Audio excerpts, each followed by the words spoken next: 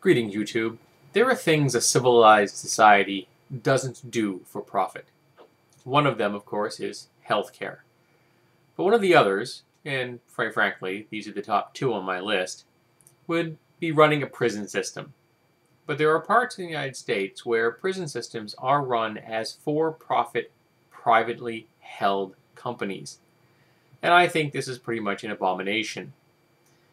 Because when you make a profit off human misery, you created a financial incentive to put people in jail.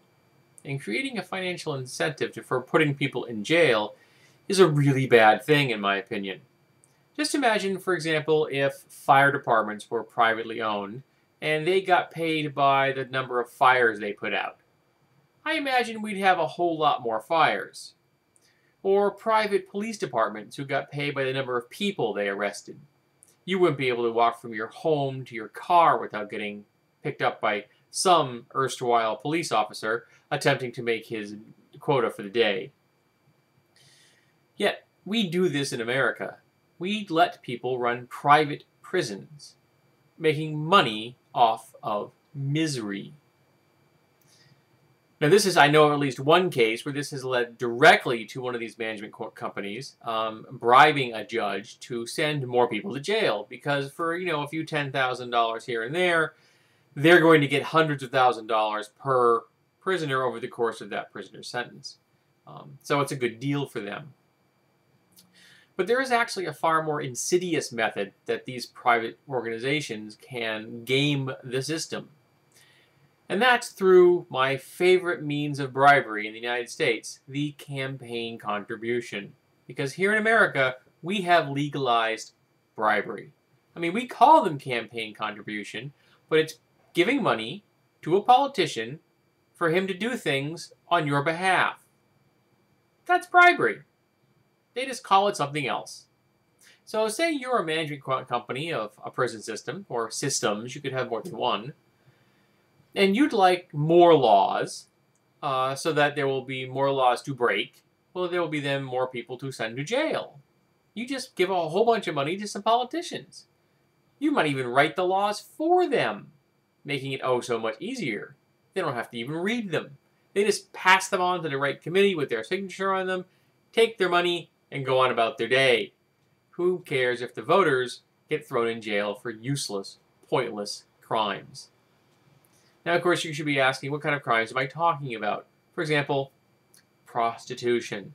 Prostitution is, in my opinion, a victimless crime. Yes, there are reasons that people become prostitutes that are bad, but it's the ultimate expression of capitalism. There's one thing in the universe you own, completely and totally. It's this, your body.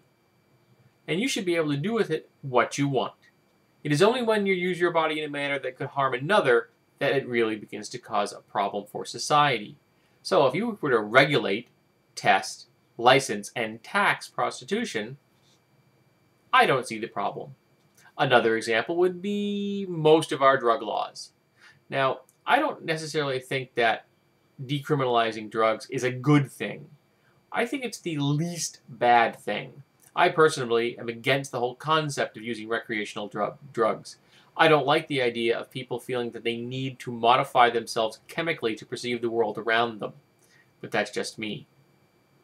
But if we did decriminalize them, stop sending people to jail for using them and procuring them, and say take half the amount of money that is currently being used on hunting these people down and incarcerating them, and use that on rehabilitation, anti-drug campaigns, things like that, and the other half of the money to pay down our debt. Think how good our economy would be in this very short amount of time. But no, we continue doing things like letting private corporations run prisons, which is just absolutely evil. And it nauseates me that I live in a nation where this is considered A-okay. I don't understand it. I can't grasp how anyone ever bought the idea from day one.